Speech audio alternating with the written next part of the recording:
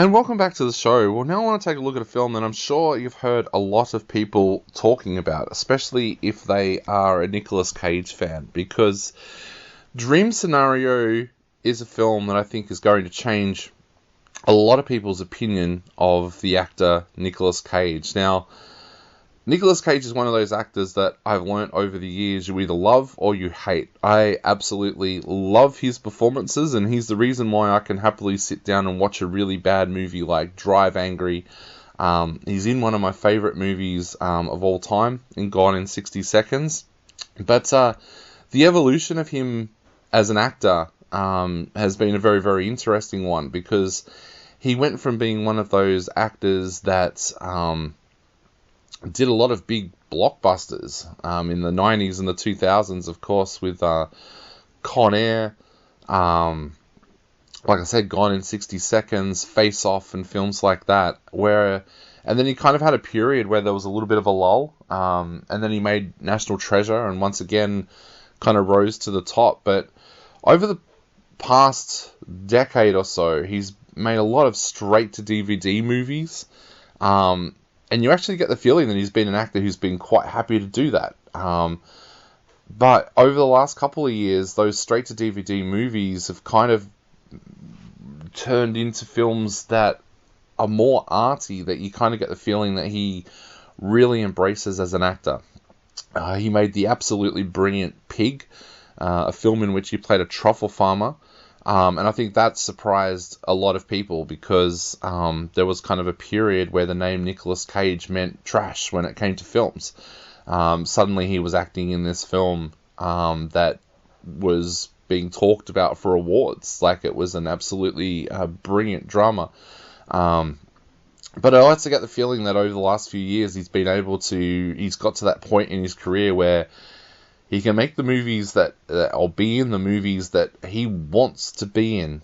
And whether it's a blockbuster success, I think he's at the point where he doesn't really care. And I think as a result of that, we've seen some brilliant performances, like even films like Color Out of Space and stuff like that has just really shown a lot of people out there Nicolas Cage's acting range. So now he has popped up in A24's brand new film Dream Scenario, and he brings his acting A-game once again. And again, this is a film that's more on the artistic side of things. So again, Nicolas Cage gets to show a different kind of cinema audience just how good of an actor he really is, because I don't want to put a moxie or anything on him, but to me, this is the kind of film that could win him an Oscar, because I feel that he is absolutely brilliant in this film. To start off with, he is playing a character that is a lot older than what he is.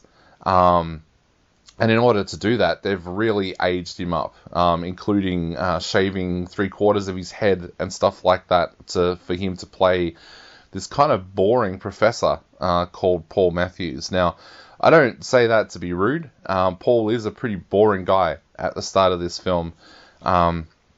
He's married to Janet, played by Julianne Nicholson, and his two daughters, Sophie, played by Lily Bird, and his other daughter, Hannah, played by Jessica Clement. They basically laugh at him. He's almost like the family joke.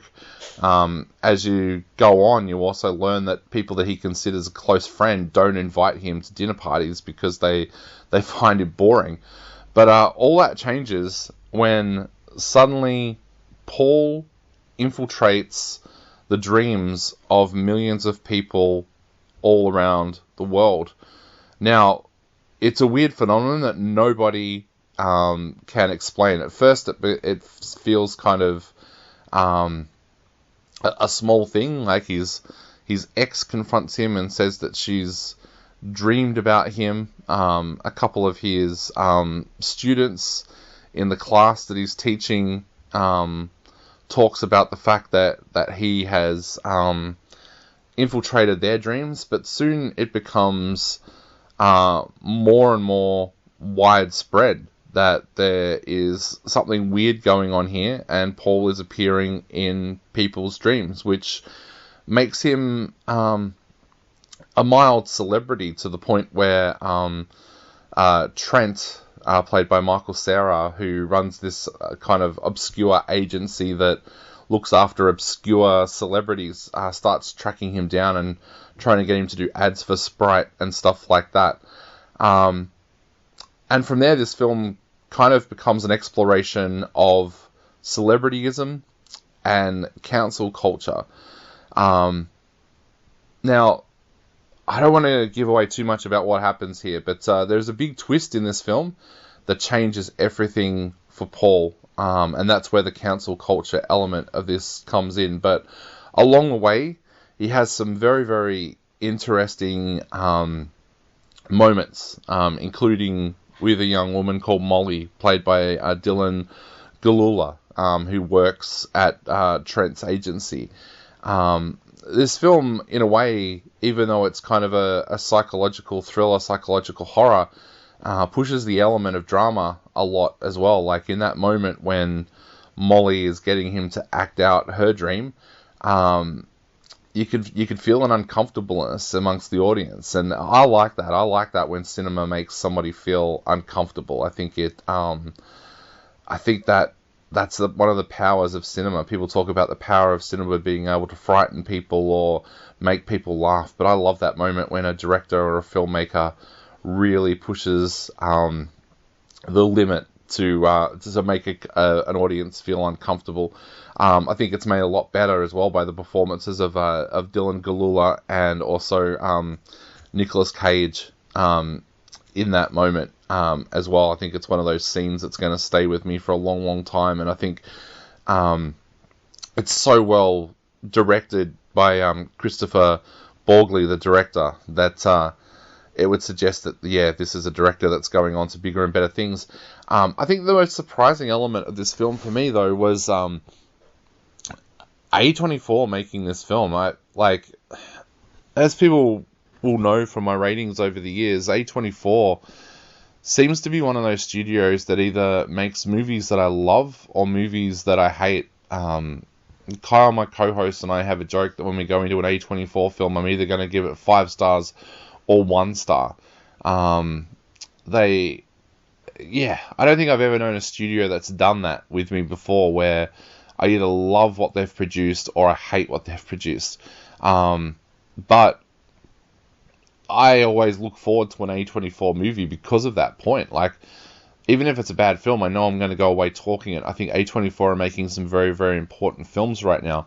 But to be honest, I've always expected that A24 make films that, if they were voting, would be voting politically left.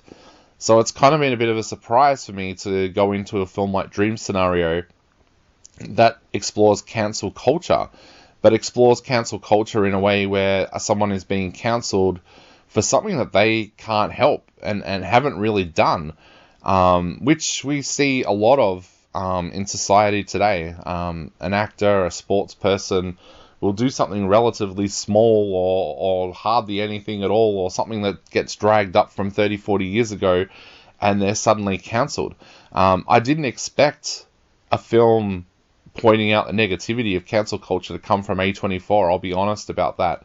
And I think, in a way, this movie has made me respect them a little bit more. Like I said, they're already a studio that I loved, but I think now I have a further respect for them, because I think this film really shows that they will make the kind of film that a director wants to make, like a filmmaker wants to make, and that doesn't matter what side of politics that director might be on or what they're trying to say. They will fund it if they believe in the film and believe in the script. So I think A24 goes up a notch for me with this. But look, I thought this is an absolutely stunning film. I think it'll surprise a lot of people. If you don't like slow-moving films, then I would probably try and give this one a wide berth, because you won't enjoy it. But look, the premise of somebody going into people's dreams and becoming a celebrity is a great premise. It's one of those premises where you're like, gee, I wish I'd come up with that as a screenwriter. But also the twist in this film is absolutely amazing, and you will be blown away by the performance of Nicolas Cage. He is just absolutely amazing in this film. Will it win him an Oscar? Don't know. I have to say, because it's so hard to predict the way that awards are going to go these days. But would he deserve it with this performance? I would say yes, very much so. I thought this was a really, really great film. I think it's going to be one of those films that people are talking about for a long, long time. I'm actually going to give it 5 stars. I really, really enjoyed it that much. I thought this is an absolutely remarkable film. So Dream Scenario is getting 5 stars from me. It will have a limited release, so make sure you check your local cinema guide to see where it's showing near you. But yeah, go and check out Dream Scenario. 5 out of 5 for me.